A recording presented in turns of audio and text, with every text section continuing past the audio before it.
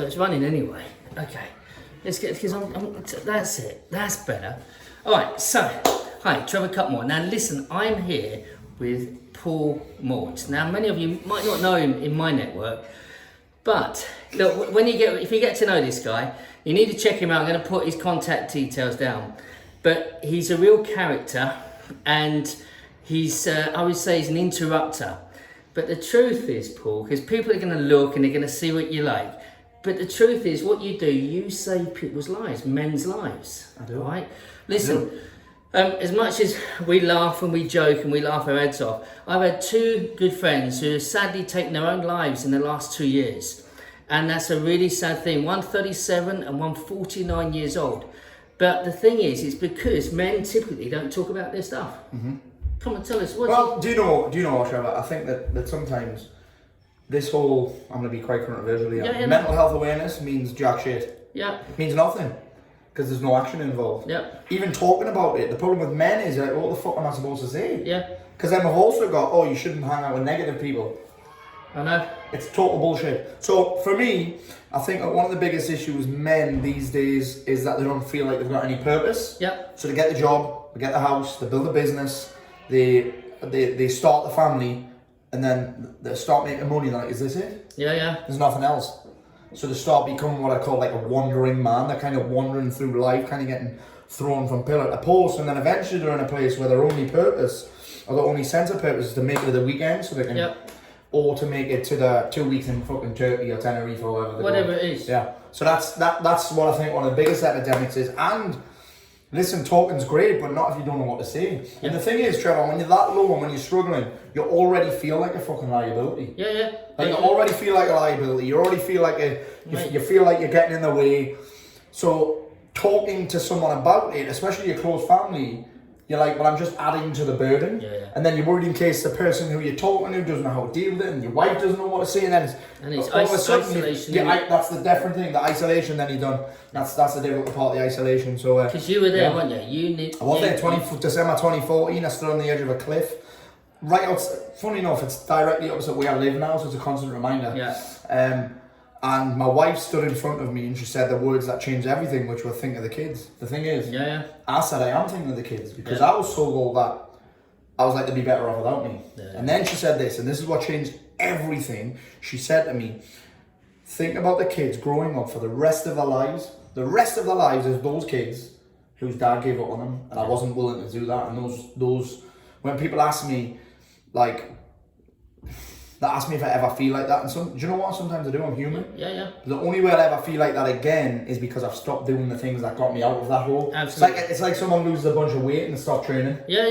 They're going to get fat again. So it's the same thing with your mental health, and it all goes together anyway. But that's one of the things that keeps me going, is I'm not willing to go back to that, because I owe to my kids. My responsibility is a man to show them how to live and how to operate. Do you know what I mean? Not tell them, not preach at them, not be full of shit. I tell you what. Not be a hypocrite. No. And the thing is, look, with Paul, listen, you come and see him speak, and he's a very powerful speaker, but a lot of people might get offended because you do. Can I tell the truth? You do tell the truth. Tell the fucking truth, and not everyone's ready for it. Like, you know what I mean? If you're offended by that bad language, that's your problem, not mine. Well, listen, but isn't it good? Because we really do have a good story. And Trevor doesn't swear, which I didn't even know. It's true. It's true. Do you know what, with Trevor? I do swearing for him, don't I? Yeah. I take it on. I take it on for him. But you see, the thing is what you don't know is in 1991, because I was actually going through a divorce. We didn't divorce, but I had a business and it didn't go well.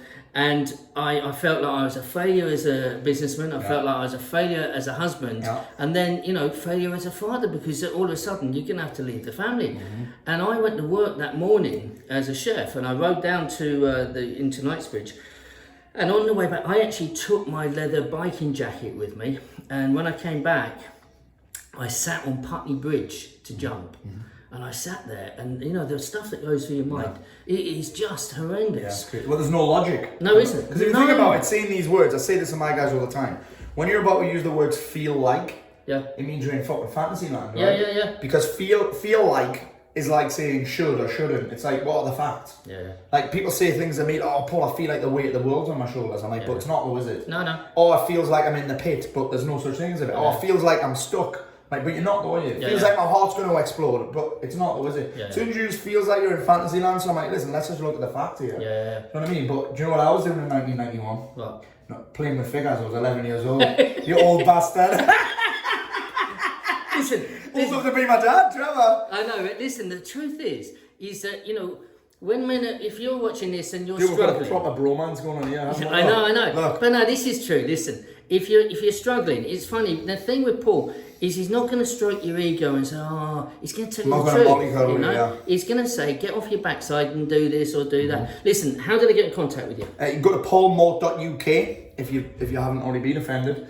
You can go on my Facebook. You can follow me on Instagram. You can now follow me on LinkedIn. Funnily enough, yeah. But obviously I'm not for snowflakes. But this is who I am. I tell the truth and I speak my truth and I speak from my heart, not my head. Sometimes gets me into trouble. Sometimes Yeah, I know it does. I speak from my heart. I know. Do you know what, Trevor? I think someone asked me how do you get away with saying some of the things, because some of the things I say about mental health are quite controversial. Yeah. And I just say it in a way that I would like it said to me, Yeah. and the way that I needed to hear it back then. That's the key. Like, not That's what I the wanted key. to hear, because No. people tell you what you want. Oh, everything's okay. Fuck off, man. It's not. Yeah. Because there's no logic. So I'm like, I say it in a way that I needed it said to me, and I think that's why it's effective. Like you said, look, when you go back in that moment, there is no logic. No, It's no gone. logic, yeah. So you don't need people saying it's right. I understand. 'cause It's like it's not. Hey, Yeah. you It's need almost like, to- what are you going to do about it, bro? You know what I mean? What are you going to do? Oh, of course you feel that. What are you going to do about Yeah, it? absolutely, and that is it. World class question. It is. So listen, I hope you've enjoyed. This is a really important one for me because obviously, if you know anyone, if it's not for you, if you know anyone, you know, drive them to his side, and he'll be able to help. All right. They might never speak to you again, but yeah, I'd be more than happy to help. All right. Cheers, guys. Bless you. Sweet. Bye bye. Great video, Trev.